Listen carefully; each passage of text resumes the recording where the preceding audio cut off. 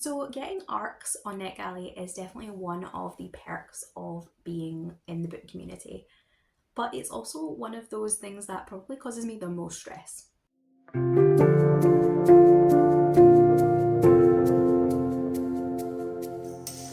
Over the years, I have done loads of ARC August type challenges. I have taken part in readathons with the goal of breaking down and ploughing through some of your ARC backlist on different platforms from different hosts. This year, Vanessa at Read with Dr. B is running a kind of nautical themed competitive ARC takedown readathon through Discord, and I'm really excited to take part.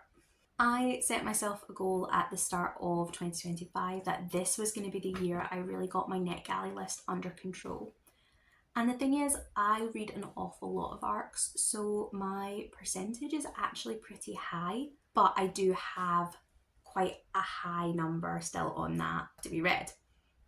The other problem is that the ones I do have on the shelf tend to be older books, so while the number might not be insane, I do have books that are 5+ years old there. And those are the ones I really want to get to this month. My goal at the start of the year was to get my NetGalley down from, I think, 40 books into single digits. And while I have cleared a lot of the books I had in January, I've also been requesting new books. And while my numbers came down, I don't think it's come down as much as I would like. So this month, my goal is to really focus in. I want to clear books, but I also specifically want to try and clear books at the end of that list. I am on a couple of reviewer contact lists for publishers. I do get some books sent to me in physical copy, both requested and unsolicited. But the vast majority of my ARCs come through NetGalley.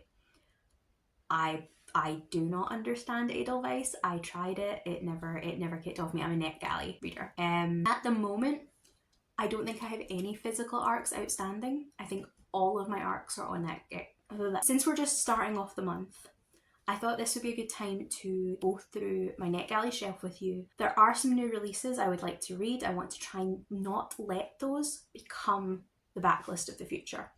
But I also do really want to hammer down on those really overdue books. So I've got my page set up so that we have the books running from oldest to newest. And over in this window, this may have been a terrible choice, but I've opened up individual pages for all of them so you can see the cover and the title a little bit more clearly. So this one, The Vine Witch by Luann G. Smith, is the oldest one. You can see we are going way back to 2019 with this one. As far as I know, this was the first in a kind of a series. I had thought witches and fantasy, whereas I think it's more a story of her life, women's fiction, a different type of fantasy than the fantasy I like, is my only thought. So, The Vine Witch is the first book in that series. Glamorist is book 2 in the same series. I don't actually know why I have both books in the series. I suspect that I forgot all about The Vine Witch and that I thought it was gorgeous. Didn't make the connection with the author and requested this one anyway.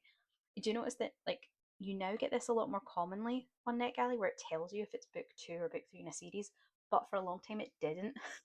And you're going to hear me use that as an excuse on quite a lot of these where I didn't realise. So then sitting in between those Vine Witch books, we have The Beautiful by Renee Ahdieh, and this one I think is about vampires. I had really enjoyed her YA book that was a kind of Thousand and One Nights retelling. When this came out, vampires are totally my thing, but we weren't in a particularly vampire book era, so it stood out. And I'm not entirely sure why I didn't pick it up, to be honest. But this is one of the ones I have put on my TBR, my Tailspin TBR officially, for I'm going to try and do a chapter knockout vlog, and this is one of the ones I picked. I'm reading Bury Your Bones this month, which is V.E. Schwab's new vampire book. Vampires are very much making a comeback. Instead of kind of teen vampires that we had the era of Twilight, I think they're coming back in a much more adult way, a much more sensually Anne Rice way. And that is the vampires that I loved as a teenager. I'm really hoping that they are. I think The Beautiful might have been ahead of its time, and that might be going to fit in with those vibes, based entirely on the cover. Then the next book on my list, we're jumping, well, we're not really jumping, we're into 2020, so we're at least in this decade. And we have Tempest Cursed, a Wuthering Heights retelling by K.C. Lannan. This one I know I would have picked up because I would read anything that is a Wuthering Heights retelling, and that's why I tried it. I'm fairly certain I did try the first chapter of this, whether it was for a challenge or whether I just started it and then got distracted. I have a feeling I did start it and just didn't continue. But I didn't dislike it enough to write off the book and to actually send feedback. I got distracted. Then we have Creeping Beauty by Andrea Ports. This is, I think, very much in that dark YA retelling era. And again, this is another one I've put on my TBR for the month. So I don't want to know too much about it. But I definitely get the feeling it's a Sleeping Beauty with a darker angle to it. Looking at the cover is gorgeous, and I'm actually really intrigued by this one. Then we have Sleep No More by Shauna Maguire, and here is one of those ones I was talking to you about, the issue of the number in the series. This is one of the books in the October Day series, which is about a half-fae kind of PI detective. I read the first 13 books, which was all that was available at the time, back in, I want to say, like 2018, 2019. And I loved those books. I read them one a month. They took a couple books to get going, but by 3 I was completely sold and I was completely hooked. The issue then was that as the new books came out from 14 onwards, I really struggled to find the audiobook narrator I'd been listening to through Audible UK, and then I lost track of the series. So what I need to do is see if I can now get the audiobooks or get the intervening books as ebooks. And now it's been long enough that if I read them with my eyes in my own head, it won't bother me. Whereas because I'd read 13 books with a specific narrator, I wanted that voice in my head. And then down here, The Innocent Sleep is the direct sequel to that. So I have 4 books to be caught up with my NetGalley shelf, and I think something like maybe 6 or 7 books to be caught up with the series. This one actually does look quite interesting because I think that is the love interest on the cover. So I wonder if this is maybe his story, because having sleep in both titles does seem like maybe there's a companion novel aspect. So then the one sitting in between those is When They Beckon by Kay Costalis. This is another one that hails that kind of dark YA trend. I think this is YA Assassins or YA Spies. Again, it's a gorgeous cover and it is one of the ones I have picked for this month's reading goals, so I don't want to know too much about it. So we've scrolled the shelf down a little bit, and the next book is from 2023. This is The Gilded Crown by Marianne Gordon. Stunning cover. Every life comes at a price. Again, this is going on that NetGalley try a chapter face off ARC August blog. Again, I don't know much about it and I don't want to. It's a debut novel, a woman who can bring the people back from the dead. It's comped to Priory of the Orange Tree. I will be honest, I imagine it was a cover by that means look, it's very pretty. But again, not wanting to know too much, but I am fascinated by this design.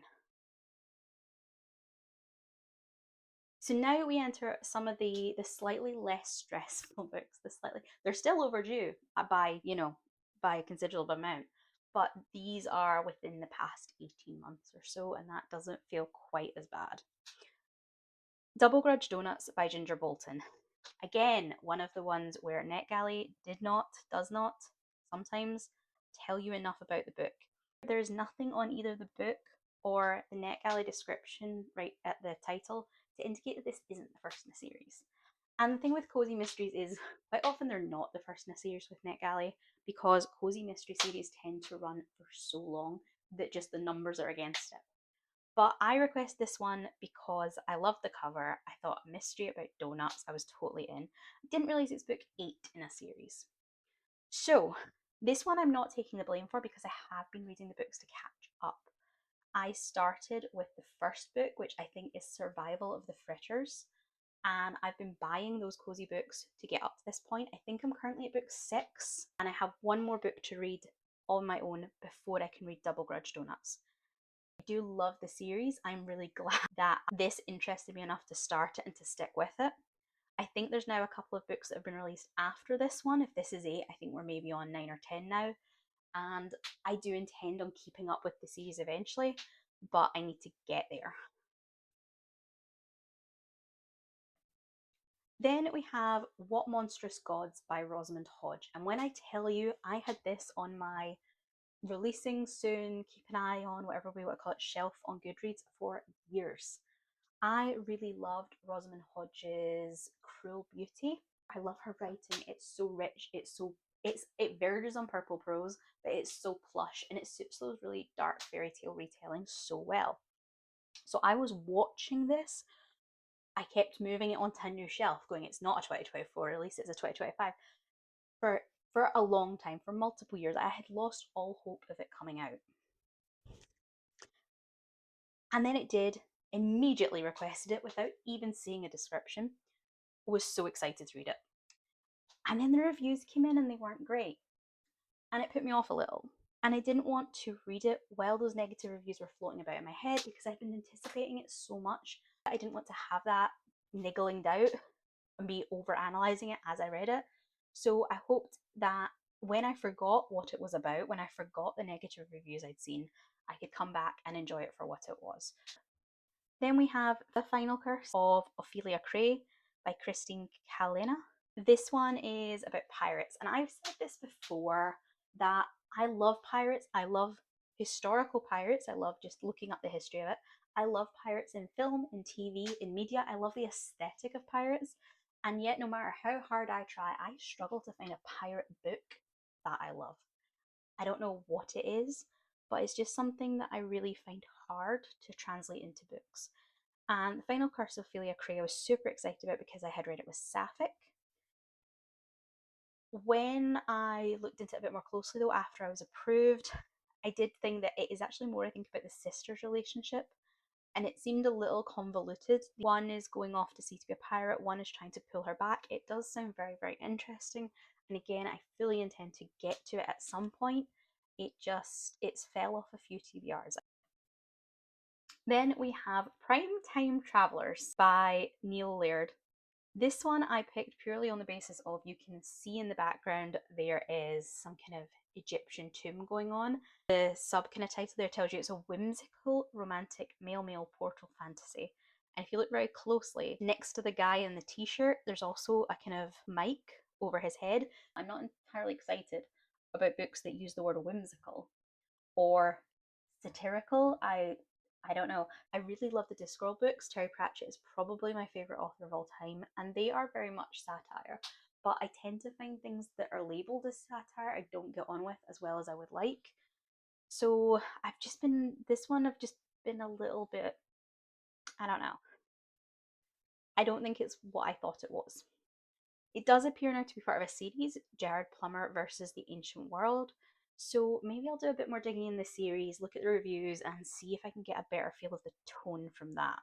Then we have The Sins on Their Bones by Laura R. Samilton. This one is definitely one I had on a TBR, and it was an overcommitted month. I mean, it's such a pretty cover, right? Set in a Jewish folklore-inspired reimagining of the 19th century Eastern Europe, LGBT dark fantasy debut pitches two estranged husbands and daring spy master on opposite sides of a civil war. I'm here. I'm actually tempted to read that right now. I think I went with it because of the husbands and the spy master. It sounds exactly like something I love. I love a political fantasy, and the Jewish aspect sounds really interesting. So this one actually might be going on my TBR now. We'll see. After that, we're jumping back here, we have Queer Snera by Alex Crespo. This is a YA coming of age romance type of contemporary. A hilarious rom-com, whirlwind of telenovela drama and hijinks. I'm not entirely certain why I requested it. Oh, I can see why I requested it. It has fake data. Yeah, I wouldn't have been entirely sure why I'd requested this looking at it. I don't remember requesting it. That'll be one of those 3 a.m. NetGalley sprees. I have recently been losing interest in YA, And I think you can see that a lot of the books that have been left over on my shelf are ones that are fantasy or contemporary, but they're quite YA books. And yeah, the reason I would have bought it would entirely have been the fake dating trope.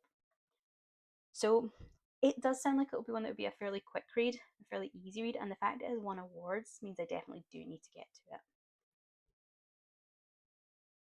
Then we have The Moonstone or Moonstone by Laura Purcell. Break the Curse, Embrace the Wind. I have read Laura Purcell's books before. I think her first 3 books, which were all horrors, all kind of gothic historical horrors, I recognised the author's name and was interested in the book. This one, though, I think is a fantasy. Silent Companions was one of the ones I had read. I think I also read, I think it was The Corset and Bone China, and they were all very, very good. So I requested that based on that. I didn't realise it was YA when I requested it. I also don't think I thought it would be more serious. That's great, but it wasn't what I had thought it would be. I have enjoyed Laura Purcell in the past though, so again, definitely want to read it. Then we have Ballad for Jasmine Town by Molly Ringle. This is a companion novel to Lava Red Feather Blue. I read that one when it first came out. I think it was the author's debut, and it was a really cool setup. It was a kind of fantasy fae world, but with modern world, and it had a kind of Sleeping Beauty inspired storyline. As far as I understand it, Ballad for Jasmine Town isn't a direct sequel. It's set in that same world. It says here you don't have to have read the first in the series to follow along. But after reading this, you might want to. And the reason I haven't read this is that I want to read, or I want to reread Lava Red Feather Blue before I read this one. I know you don't have to. I know it says that, but I want to. And the problem with that is I don't have the book. That was another one I got through NetGalley. It was on a previous Kindle and somehow it didn't come over with me, which is annoying. But I need to buy a copy of Lava Red first before I can read this. And I will someday. Then we have The Hunter's Gambit by Harlow. This one, again, it's hitting that kind of like dark, maybe political fantasy, maybe fairy tale, weapons on the cover, crowns on the cover. There's definitely a theming with some of these covers. And this is another one I do plan on reading this month. I went with a real cover vibe of those crowns and flowers and weapons. I read C.L. Perlow's previous book, which was, I think, Bluebird. It was a sci-fi, and I'm not a big sci-fi reader. I really struggled to find sci-fi I enjoy, and for some reason I loved Bluebird. It wasn't the most sci-fi focused sci-fi, or not the most hard sci-fi, but it was, for me, it was fairly up there in the tech side of it, the space side of it. And I had a great time, which I think really sold me on the author because they achieved in the face of adversity. I will be honest, part of that is this setup here puts me off a little. Malevolent vampires and locked room escape adventures, I'm 100% here for. Absolutely. The tale of seduction sadism, I'm less sold. Although it does feel like it would be one that would go in really well again with this kind of current wave of vampire fiction. Sounds like something that would work well alongside Bury Our Bones in the Midnight Soil, maybe The Beautiful, maybe some of S.T. Gibson's books, that dark, lush vampire era we're having. This feels like it would fit perfectly in there. So I'm excited that this is one of the ones I have kind of picked out to give a try this month. I just need to go into it with an open mind. Then we have Timothy Janowski's You Had Me at Happy Hour. This has been an auto-buy author for me. I've read a few of Timothy Janowski's books and I have a few other ones. Of the premises of his books, this is probably the one I've been least interested in. It's about a mixologist and a sommelier and having a very no strings attached relationship before they go their separate ways. And obviously it's a romance. They're gonna realize that they want more from each other. But I think it just didn't have as kind of pithy a premise as his other books, and it's just kind of been lost in the wayside. However, when I was at Rare in London, which is a romance kind of themed book event, I picked up myself a copy of this and another Janowski book that I hadn't read yet.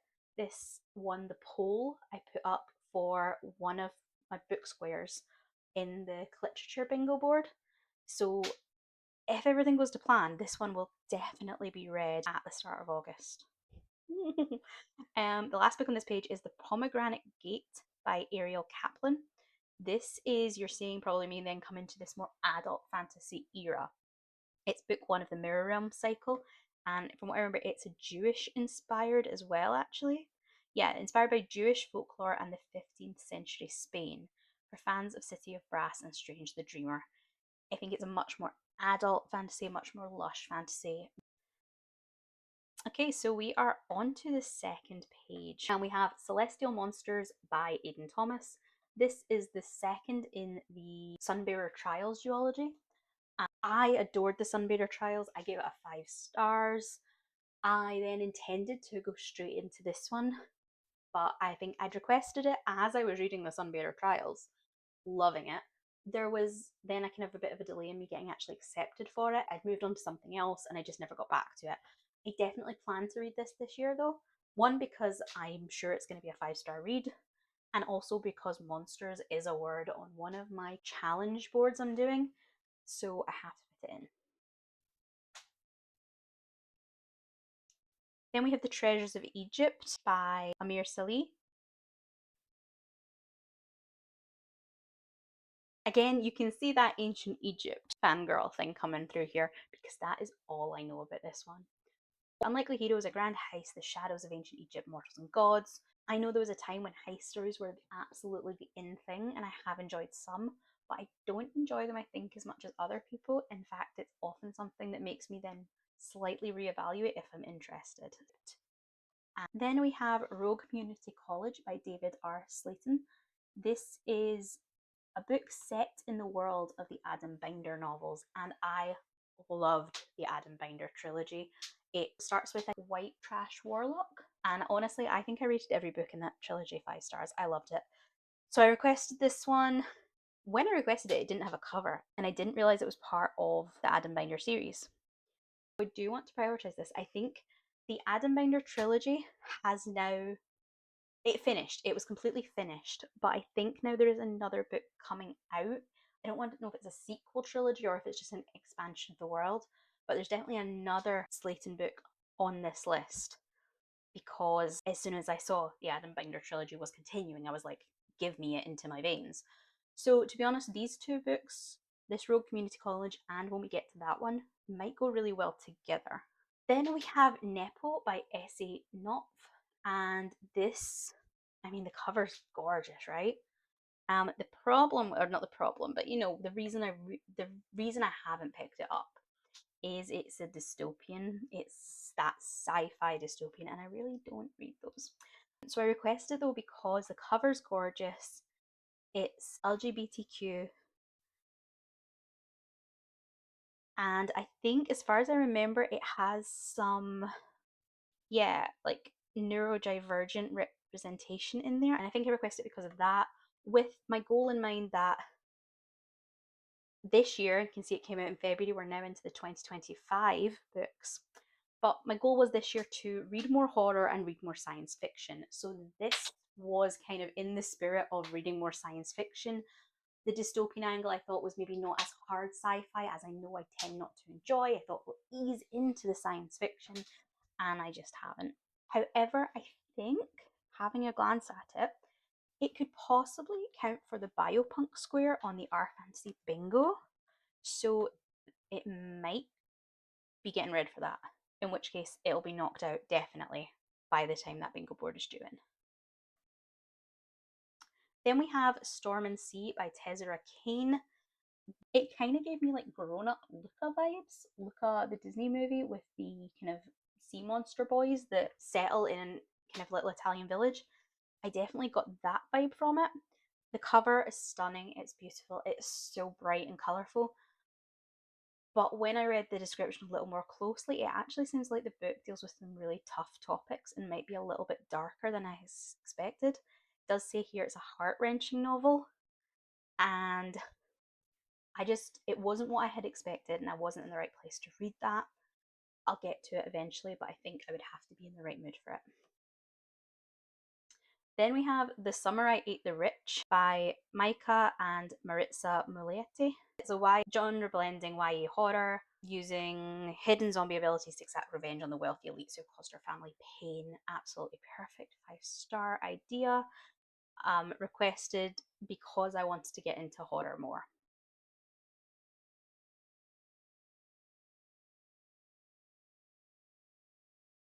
And now we are hitting what I would kind of consider the now books. I realise the dates on them, they are still slightly overdue already, but in my head, they're current and upcoming books. Here we have A Holy Maiden's Guide to Getting Kidnapped by Katie Ninquist. And this is the first in the Scandals of the Gifted series. It is a gorgeous cover, again, absolutely gorgeous. The title did a lot of the work on this one. I love that title, it's so much fun. This is one that I have put again on that literature bingo board. I think I put it down for a square that has flowers on the cover or something like that. So 99% sure this one is getting read in August. It is about a healer. She uses her own life force to heal, and then I think decides that she doesn't want to do that anymore, and we have a big shadow daddy guy that's gonna help her escape. Then we come to Coffee Shop in an Alternate Universe by C.B. Lee. This was one of my really most anticipated books of the year, and it still is. My issue with this is it is an audiobook. And while I read dozens of audiobooks, I love them. I think last time I did keep track, audiobooks came in at least a third of my reading. Problem is, I really, really, really, really, really dislike the NetGalley app for your phone, and that is the only way to read NetGalley audiobooks. My plan now is I will buy Coffee Shops in an Alternate Universe the first time I see it, and I will read the book with my eyes, or if potentially the audiobook becomes available through Everand, I'll listen to it through that app. But now it's timed out. I can't listen to it on the NetGalley one, even if I wanted to. I'll read it some other way and I'll still review it. But that was a mistake. I did not mean to request it as an audiobook. Edam and Weep, A Grilled Cheese Mystery by Linda Riley. This is the new book in that Grilled Cheese Mystery series. I think this is book 6, and I am up to date. I have read all 5. I think I read the first 4 back to back and then got the 5th one when it came out, which was I think Christmas, and I have been loving this series. It is one of my favourite cozy mystery series to date, and I'm really excited to get to this new one. It'll get read ASAP. Then we have Not Good Enough by James Robert Moore. This is a queer book, but I don't know that it's a romance. Oh, it is. It's a rom-com. The cover maybe I thought was maybe a little bit more kind of not slice of life, more slightly literary thing, but it's not. It's a rom-com. So perfect summer reading, it says, and I will take it at its word. It is after his boyfriend of 9 years betrays him, Charlie's world crumbles. At 30-something, he's never navigated London's queer scene alone. He's terrified. So it's about a story that forces you to start again because it's never too late, kind of thing. Then we have Sally Gardner's The Stone Bride. And again, this is a really pretty cover. It's historical fiction though, and it was probably the marriage of convenience aspect that drew me in. But comparing it to things like Georgette Hare puts me off a little. My mum's a massive Georgette Hare fan, but they read a little too. That's not the type of historical fiction I'm interested in. And honestly, that comp title has maybe put me off. However, I'm maybe not as excited as I was when I requested it, but it does sound like fairly solid historical, and I've definitely heard great things about Sally Gardner's writing. And the final stretch, we have Miss Winter in the Library with a Knife by Martin Edwards. When the request acceptance came in, I had no memory of requesting it. But looking back at it, I can exactly see why I did. It's a mystery. It has a contest here. We have 6 contestants, 1 chance at a new life. Who wouldn't be tempted to cheat? So I'm thinking it's maybe a little bit a cozy mystery does Ready or Not. And that sounds exactly the kind of thing I would really enjoy. I know it's not a Christmas book, but having it say Mrs. Winter or Miss Winter in the title definitely made me think it was a winter book. And to be honest, this might end up being read in that Christmassy, wintry window when I'm looking for these kind of cozies. This is the kind of thing I tend towards in November, December. This might end up waiting till then. And then I had to actually move this one over because this request I only got today. This is Cinder House by Freya Marske. I am the #1 advocate for Freya Marsk's The Last Binding trilogy. I love those books, they are excellent. Swordcross was her latest novel. It was a very, very low stakes fantasy, and I did struggle with it lacking plot. This, however, is I think a Cinderella retelling and actually a novella. A queer gothic fairy tale novella, perfect for fans of Naomi Novik and T. Kingfisher. Has a sentence ever been more up my alley than got queer gothic fairy tale Novik Kingfisher? I've been watching it since it was announced. I've been following the updates on Blue Sky. I'm 100% here for this book. Then we are jumping to Slayers of Old by Jim C. Hines. I again have read Jim C. Hines books in the past. He wrote a series that were kind of action-packed adventure using fairy tale princesses that I absolutely adored. I think it was a quartet, and each of the books focused on a different princess who's worked together. And I'm sure the last book had a really darker ending than I expected. But I recognized his name. I think this is a kind of a new, slightly new angle that he's going down in terms of publishing, and I'm really excited about it.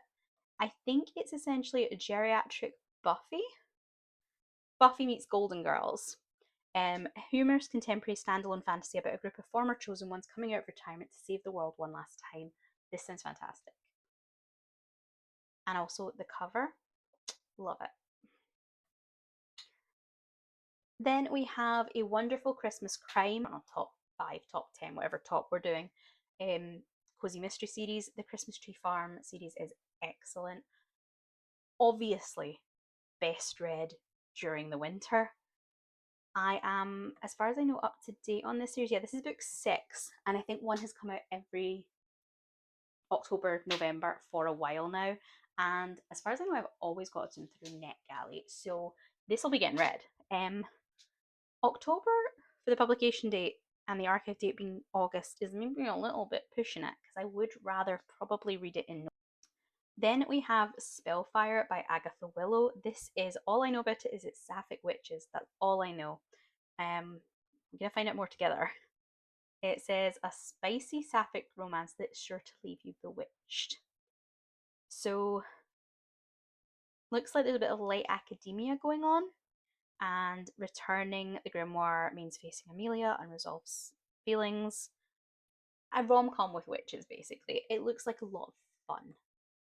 The tropes here are spice, second chance for this kind of rebirth of a trilogy that I loved. It says it's book 4 in the Adam Binder novels, and my hope with this then is I would read this together with the Rogue Community one, and hopefully that'll be me caught up with the series and ready to see if it continues, because that is very interesting to me. I'm hoping the Adam Binder series will continue. It'd be a bit strange to bring it back for one book, but we'll see. An exciting new chapter in the Adam Binder series, so fingers crossed it's going to be a good one.